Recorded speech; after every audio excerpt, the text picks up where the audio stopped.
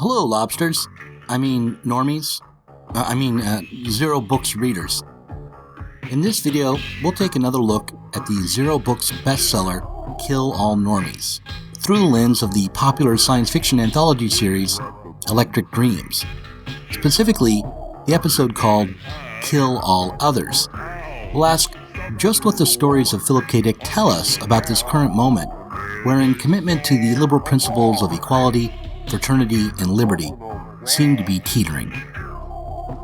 But before we dive in and analyze normies and others, before we take our science fiction journey, I want to comment on a viral YouTube video. Jordan Peterson has recently gone viral again. His Channel 4 interview was so poorly handled by Kathy Newman that the YouTube video of it got over 4 million views. The primary reason the video blew up is because Kathy Newman misrepresented Peterson's views in real time. People noticed how badly Newman had done, even at The Atlantic, where Connor Friedersdorf wrote an essay under the title, "Why Can't People Hear Jordan Peterson?" He wrote, quote, "It was the most prominent, striking example I've seen yet of an unfortunate trend in modern communication. First, a person says something, then another person restates what they purportedly said so as to make it seem as if their view is as offensive, hostile, or absurd as possible." I bring up this viral video in order to say two very simple things. First, the left, and especially the far left, can do better than this. We don't have to misrepresent what Peterson says in order to counter his conservative and sometimes self-contradictory messages. Further, by making the effort to debate Peterson in good faith, we have the opportunity to learn and improve our own position. Why should... If you're primarily concerned about creating a subculture and dominating it, then smears and misrepresentations might work for you, if only for a little while. But this is a bad tactic to deploy when you're intervening in a larger culture. It's a bad way to operate politically. Lobsters. But wait a minute. Don't we have to expose the connotations of an idea or argument, pointing out what's bad and dangerous about the tone? What about dog whistles? Or what about outright hate speech? Free speech sounds fine, but there have to be times when moral principles, decency, or even safety from physical harm is more important than protecting people's right to just say whatever they like. Don't we have to make sure that people don't say things that hurt people, or maybe even kill people?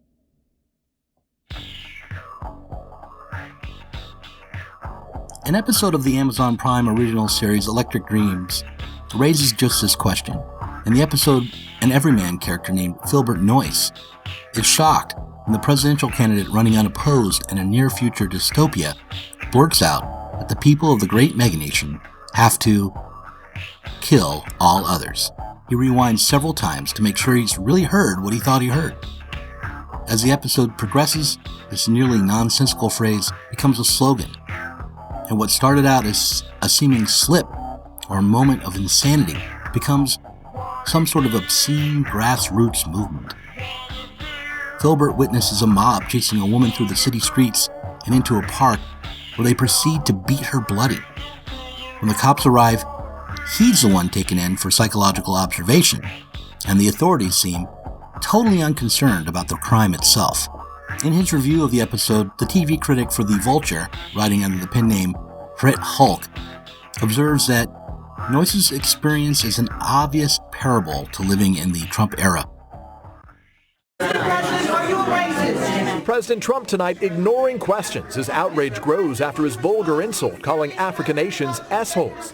This morning, the president tweeting a vague denial, conceding his words were tough, but saying this was not the language used. Democratic Senator Dick Durbin, who attended Thursday's Oval Office immigration meeting, insisting the president did use that word repeatedly. In the course of his comments, said things which were hate-filled, vile, and racist. I cannot believe that in the history of the White House, in that Oval Office, any president has ever spoken the words that I personally heard our president speak yesterday.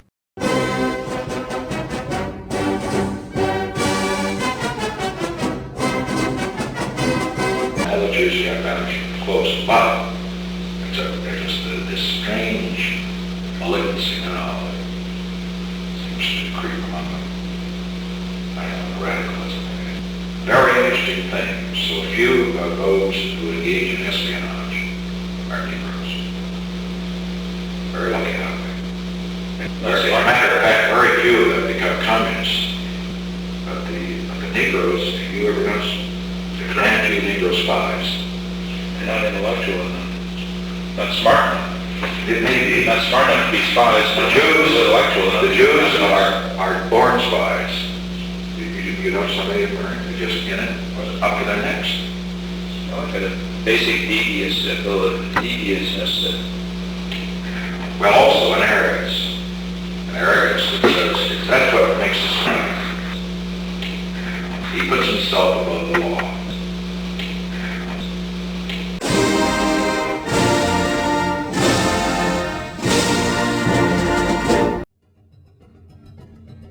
As chilling as Crit Hulk thought this aspect of the program was, he wasn't ultimately satisfied by the story. The references to the Obama years and the slogan, "Yes, us can," muddies the water, he says. Without a coherent background, without any explanation for how this consumeristic, clean, and high-tech dystopia arrived, the slogan "Kill all normies," strike that, "Kill all others," seems to arrive out of nowhere.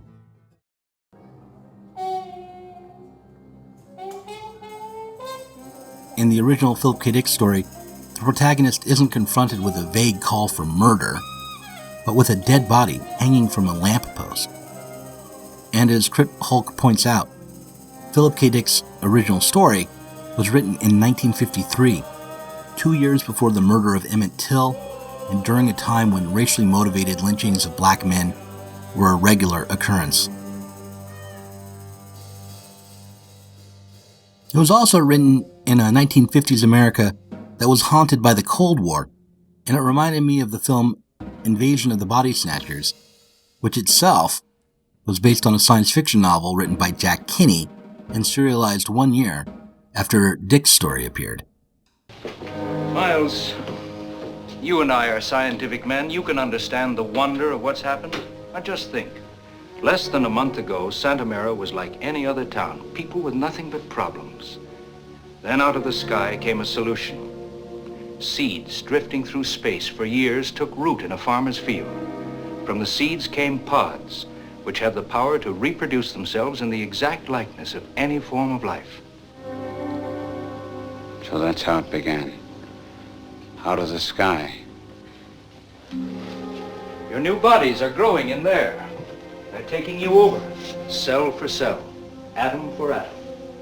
There's no pain. Suddenly, while you're asleep, they'll absorb your minds, your memories, and you're reborn into an untroubled world. Where everyone's the same. Exactly. What a world.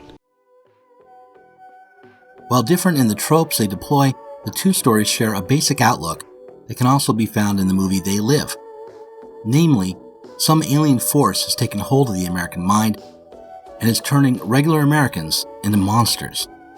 Philip K. Dick's original story was as in line with the ideas behind the House Un-American Activities Committee as it was in step with the still nascent civil rights movement.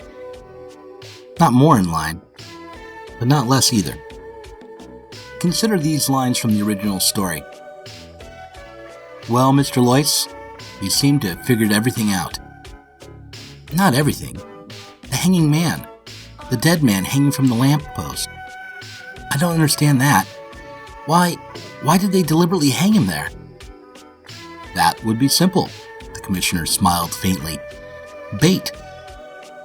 Loyce stiffened. His heart stopped beating. Bait? What do you mean? To draw you out.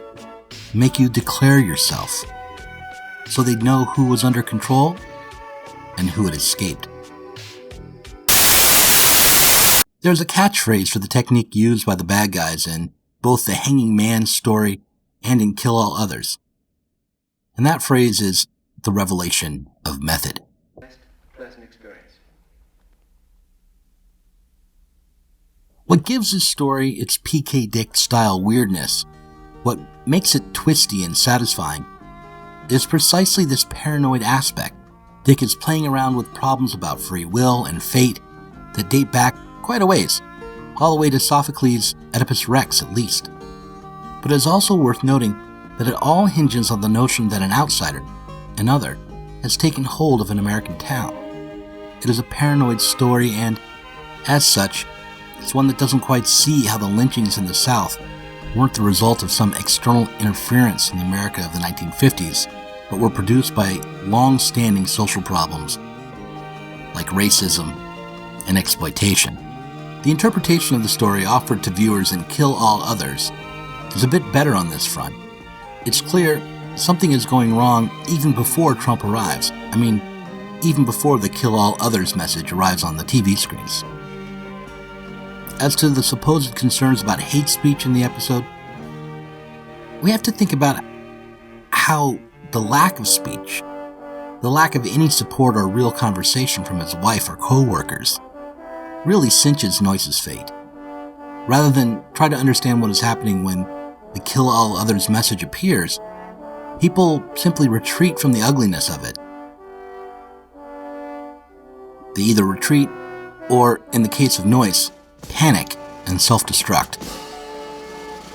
In his review, Crit Hulk asked, by including the very overt reference to Obama, by transforming his slogan, "Yes we can," into "Yes us can," is the episode casting the Obama administration into the same bucket as Trump?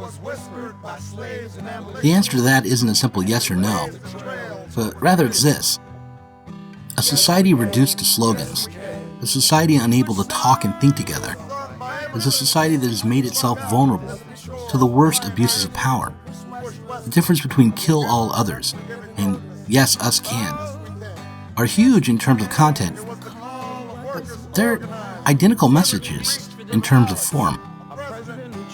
A world where politics can easily be reduced to 3 words, where emotional reaction reigns, is a world that is always already on the edge of violence and ruin.